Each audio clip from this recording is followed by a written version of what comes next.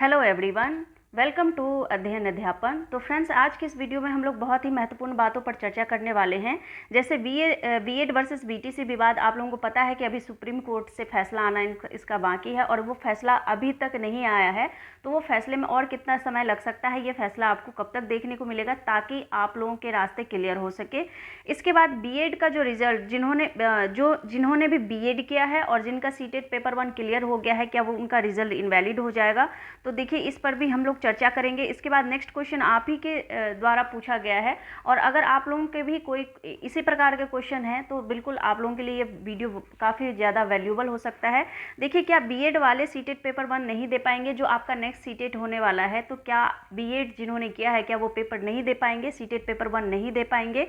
इसके बाद CTET notification, आपका जो नेक्स्ट सीटेट नोटिफिकेशन है वो कब तक देखने को मिलेगा? इसके बाद सुप्रीम कोर्ट का फैसला कब तक आएगा, और सीटेट पेपर 1 कौन दे सकता है?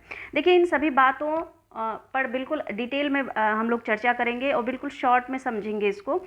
देखिए, यहाँ पर एक क्लियर बात ये है, जो शिक्षा का शिक्षा है, यानी एजुकेशन है, वो आपके समवर्ती सूची में आता है। 3 सूचियाँ होती है, राज्य सूची, केंद्र सूची और समवर्ती सूची। अब समवर्ती सूची में जो है आपका केंद्र और राज्य दोनों का, यहाँ पर दोनों की शक्तियाँ काम करती है।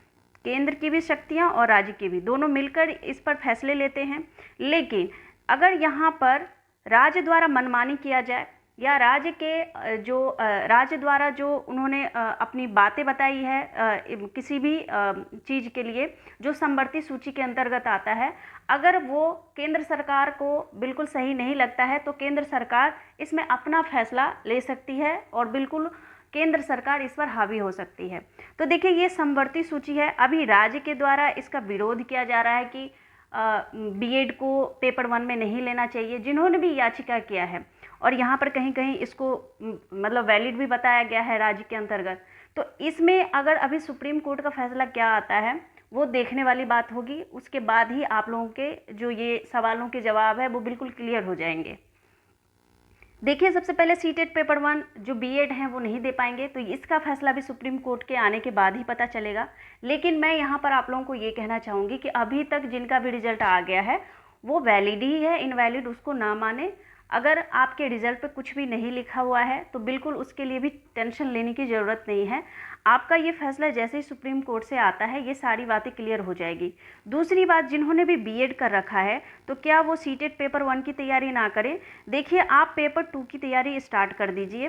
पेपर 2 और पेपर 1 का सिलेबस सेम होता है, और कहाँ पे आप जिन्होंने भी बीएड किया है वो दोनों पेपर दे सकते हैं, यानी पेपर 1 पेपर 2 दोनों के लिए एलिजिबल होते हैं। तो आप पेपर 2 के लिए, जैसे आपका सीडीपी हो गया, सीडीपी आपका पेपर 2 में आता है। इसके अलावा जो लैंग्वेज है, लैंग्वेज पैडागोजी, उसकी तैयारी कीजिए। इसके बाद आपका जो भी सब्जेक्ट है, यानी अगर आप कॉमर्स और आर्ट्स से हैं तो आप सोशल साइंस सब्जेक्ट रखेंगे पेपर 2 के लिए, और अगर आप साइंस बैकग्राउंड से हैं तो मैथ और साइंस आपका मेन सब्जेक्ट होगा पेपर 2 के लिए। तो इन सब की तैयारी कीजिए, तो आपका पेपर 1 ऑलरेडी तैयार हो रहेगा। पेपर 1 में सिर्फ आपको क्या करना है, पेपर 1 के लिए आपको बेसिक मैथ और आपका ईवीएस इसको पढ़ना होगा। तो देखिए, मैं आपको यही कहूँगी कि कोई मुझे ऐसी उम्मीद तो नहीं लग रही है कि बीएड के विपक्ष में ही ये फैसला आएगा। हो सकता है बीएड के पक्ष में ही फैसला हो, क्योंकि उन्होंने भी भाई बहुत मेहनत की है, पढ़ाई की है, तो कोई ऐसा गुनाह तो किया नहीं है कि बीएड को निकाल ही देंगे। तो ऐसी बातों को बिल्कुल अपने ऊपर हावी ना होने दें। आप लोग पेपर 2 की तैयारी स्टार्ट कर दें। पेपर 2 आपका तैयार रहेगा तो आपका पेपर 1 भी क्लियर हो जाएगा। बस आपको बाद में पढ़ना होगा मैथ और ईवीएस, जो कि आर्ट्स और कॉमर्स वाले स्टूडेंट हैं उनके लिए कह रही हूँ मैं। लेकिन जो साइंस वाले स्टूडेंट हैं उनका तो मैथ साइंस पढ़ेंगे तो उनका ईवीएस में ज़्यादा डिटेल में पढ़ने की ज़रूरत नहीं होगी, क्योंकि बेसिक उनका मजबूत रहेगा। तो इसके लिए मैं आप लोगों को यही कहूँगी कि आप लोग अपनी तैयारी में लगे रहें। नोटिफिकेशन आपको या तो सुप्रीम कोर्ट का फैसला आ जाए तब देखने को मिलेगा, या फिर उससे पहले भी देख सकते हैं। तो देखिए क्या होता है। और यहाँ पर सुप्रीम कोर्ट का फैसला आपको इसी अप्रैल माह में ही देखने को मिल जाएगा। बिल्कुल पूरी उम्मीद है कि यहाँ पर अप्रैल में आपको सुप्रीम कोर्ट का फैसला देखने को मिल जाए और सारी बातें आपके जो डॉट्स हैं वो क्लियर हो जाएंगे। यहाँ पर अगर सीटेट पेपर 1 की बात कर सकते हैं तो बिल्कुल सीटेट पेपर 1 आप दोनों ही दे सकते हैं जब तक कि कोर्ट का फैसला नहीं आ जाता। तो इसके लिए बिल्कुल आप टेंशन फ्री रहें और अपनी प्रिपरेशन अच्छे से करें।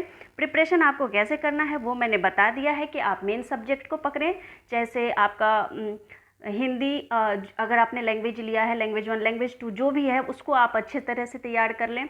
इसके बाद आपका जो सोशल साइंस है या साइंस मैथ है उसको अच्छे से तैयार करें, और इसके बाद सीडीपी, मोस्ट इंपॉर्टेंट सीडीपी को तैयार करें। अगर आप सीडीपी तैयार कर लेते तो ऑलरेडी आपका CTET paper 1 CTET paper 2 clear होने की जो चांसेस हैं वो अच्छे से मतलब बढ़ जाते हैं। तो आप लोग इस प्रकार से तैयारी करें और ये जो फैसला है वो जल्द ही देखने को मिलेगा, ऐसी उम्मीद जताई जा रही है, ऐसी संभावनाएं बन रही है।